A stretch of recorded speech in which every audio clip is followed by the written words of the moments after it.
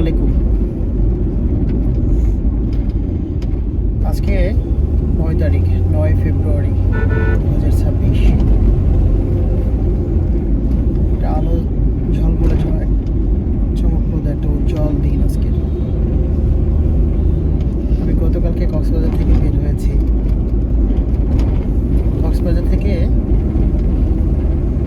বান্দরবন হয়ে রাঙামাটি দিয়ে খাগড়াছড়ি।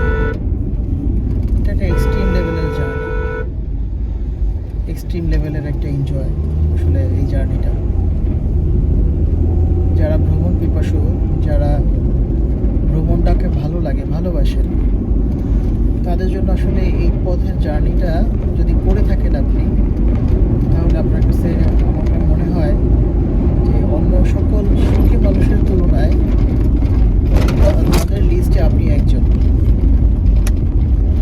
আপনি যদি প্রশান্তি চান, আপনি যদি ভালো লাগার কিছু অনুভূতি চান, কোলাহল মুক্ত একটু সবুজের সান্নিধ্য চান, সেক্ষেত্রে আসলে এই রাস্তার কোনো বিকল্প হয় না। আপনি যদি জার্নি ভালোবাসেন, ধরেন আপনি কক্সবাজারে আসলেন, এরপরে আপনার হাতে সময় আছে, আপনি ভালো লাগে আপনার সমুদ্র, পাহাড়, সবুজ অরণ্য, তাহলে আপনি এই রুটটাকে বেছে নিতে পারেন। আপনার মনের খোরাক যোগাবে, চোখের শান্তি যোগাবে, সবুজের সমারোহে আপনার কাছে ভালো লাগবে। পাহাড়, নদী, ঝর্ণা, ঝিরি, সাগর সবগুলি মিলে আপনার কাছে একটা ভালো লাগার অনুভূতি তৈরি হবে। নিঃসন্দেহে আপনি এই পথটাকে খুব অনায়াসেই এনজয় করবেন, আমার কাছে এটা মনে হয়। সো আমরা যারা শহরে থাকি, সারাদিন কাজের ব্যস্ততার মধ্যে থাকি, ফ্যামিলিকে সময় দিতে পারি না, ইভেন নিজেকেও সময় দিতে পারি না। তো এই জায়গাটা থেকে আপনি যদি কখনো জার্নি করে দেখতে চান, ভ্রমণ করতে চান, তাহলে আমি আপনাকে সাজেস্ট করব যে আপনি কক্সবাজার থেকে শুরু করেন। যখন কক্সবাজার থেকে আসবেন, কক্সবাজার থেকে বান্দরবন হয়ে, রাঙামাটি হয়ে খাগড়াছড়িতে জার্নি করবেন। এরপরে খাগড়াছড়ি থেকে আপনি ফেনী বা বারোয়ারহাট দিয়ে এই রাস্তা দিয়ে ঢাকায় ব্যাক করতে পারেন। যারা এখানে জার্নিটা করেন, তাদের কাছে আসলে নতুন করে বলার কিছু নাই। এটা খুব কম মানুষই আসলে জার্নিটা করে, যাদের একান্তই প্রয়োজন না হয় তারা এটা করে না।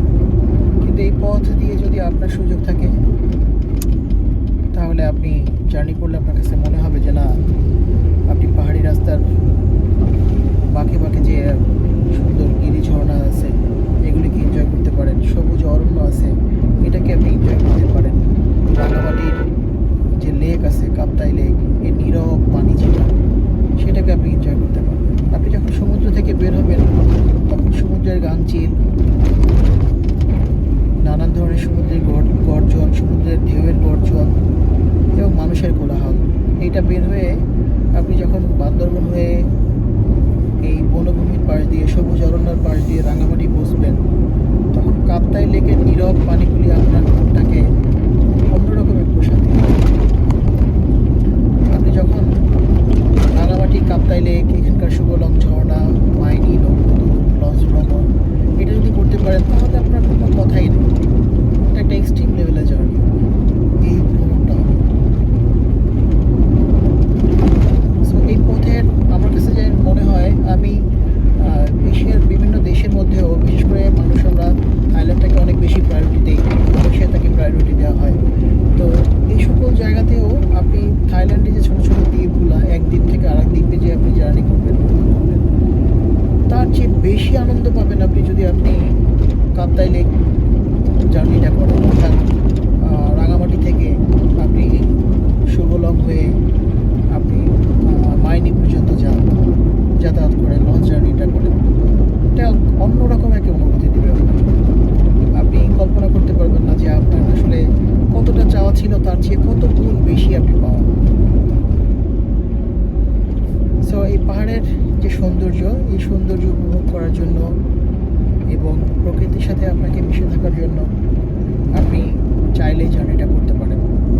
ভালো লাগবে, আপনার নিজের দেশটাকেও জানা হবে এবং এই দেশের যে সুন্দর সবুজের ছায়াতলে যে এত সুন্দর পরিবেশ আছে, পাহাড়ি ফলমূল আছে, এগুলি যে সে স্বাদর আপনি নিতে পারবেন, সেই রুচিটা আপনার নিজেকে মনে হবে যে না, সত্যিই আসলে লোভনীয় ছিল এই ট্যুরটা এবং সার্থক হবে আপনার এই জার্নিটা। সো ভালো থাকবেন, সময় এবং সুযোগে মিললে অবশ্যই এই পথটুকু জার্নি করবেন, ভ্রমণ করবেন। ভ্রমণটা যাদের আসবেন তাদের ভ্রমণটা আনন্দময়